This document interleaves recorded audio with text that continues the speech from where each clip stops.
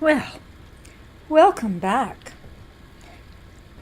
Some of us have had busy summers, some of us have had summers where we relaxed and spent time with our families.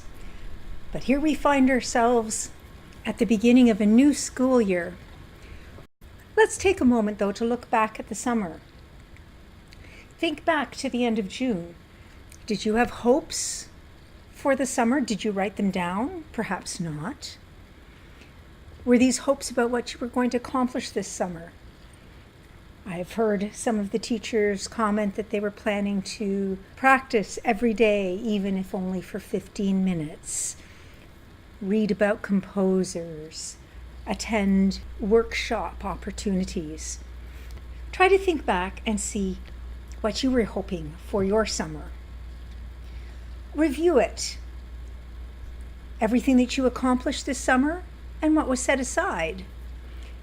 Remember that relaxing and re-energizing yourself for another busy year is an accomplishment on its own. But then take a really good look at your list and realize that some of the things that you were hoping to do might not have happened. You might see this with some of the students at their first lessons too. But you might also have discovered that some of the most wonderful moments you hadn't planned for at all. And this could be part of your students' summer as well.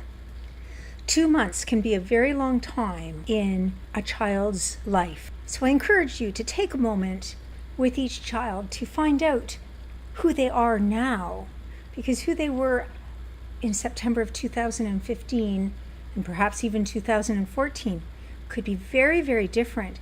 And sometimes we aren't quite as perceptive of these little changes without asking some questions. For teachers, this is the perfect time to have a New Year's resolution, since it is the beginning of our year, though not the calendar. So try to think, what is one thing that you would like to do each day or incorporate into each music lesson that is new and exciting for you and or your returning students?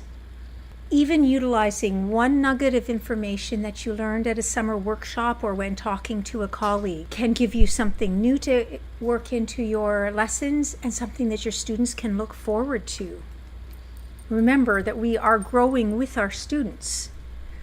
So as you add something new, they grow, and so do you. Remember that list that I mentioned? And the fact that we might not have done everything we were hoping to do? Keep this in mind as you are greeting your returning students.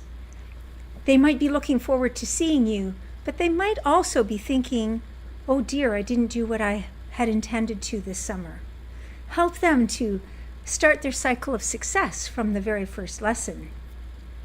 Did you ask them in June to keep their favorite piece going through this summer? Perhaps their recital piece was their favorite one.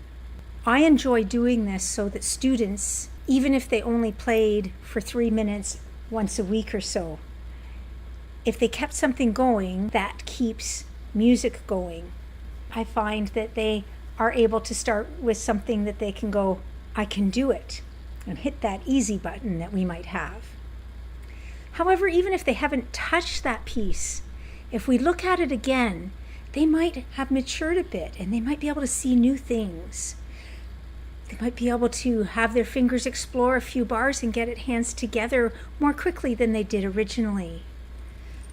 You might not intend to do the entire piece so that you can launch forward in the year.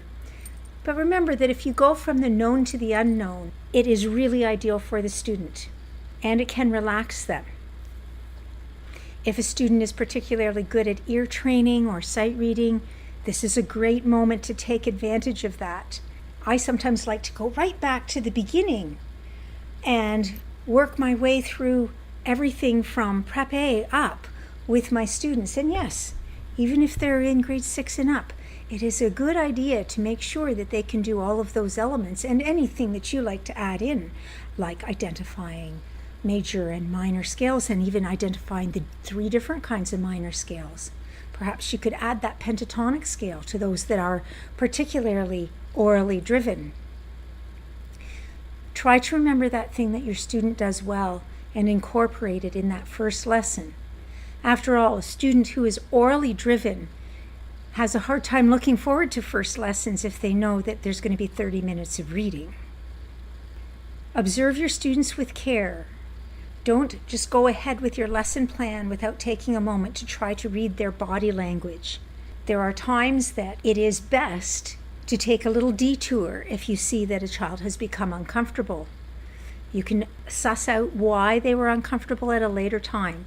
Success is important at their first lesson back. So now, as we're talking about what's new, I'm going to say what's new with Karen this year on her blog. Well, I will continue to explore the teaching questions that people are asking me, either in person or online. For every person that asks, I do know that there are many more out there who have wondered the same thing and just not had somebody to talk to.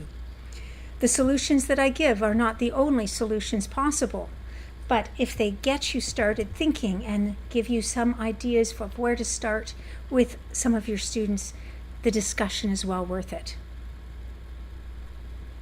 I will be doing some of my blogs with more in-depth analysis of playing specific pieces and recordings of students in the process of learning that piece.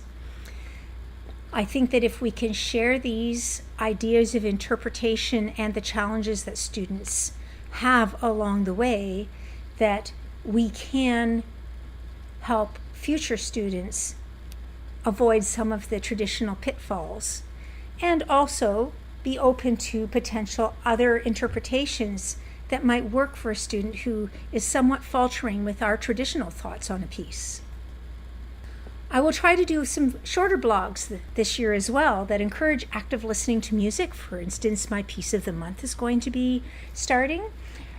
It might be the only blog for a week that is particularly busy, but often it's going to be a shorter additional blog that allows us to use our technology to better ourselves as teachers. I'd also like to explore other activities that can be used during music lessons that can be fun with all students and still be informative. Off-the-bench time does not mean that we are not learning our music. So I say to you, welcome back. I'm excited to see all of you again, and I would love to hear from you. Thank you for tuning in to Karen's Piano Blog. We're going to have fun.